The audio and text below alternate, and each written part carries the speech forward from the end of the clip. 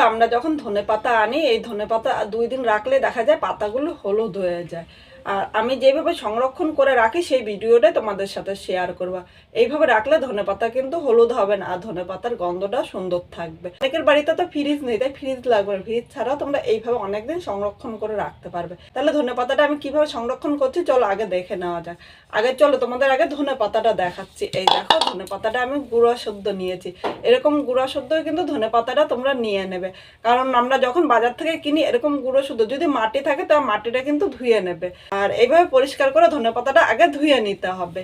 এখানে আমি একটা কাচের গ্লাস নিলাম। এই কাচের গ্লাসের পরিবর্তে তোমরা বোতলের নিচের অংশটাও কেটে নিতে পারো।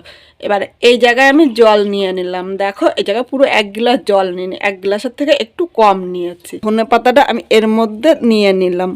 এইভাবে গুঁড়োটা জলের মধ্যে দিয়ে রাখতে হবে। আর ধনেপাতাটা এইভাবে রেখে দিলে কিন্তু ধনেপাতাটা তোমরা 1 সপ্তাহ সংরক্ষণ করে রাখতে পারবে।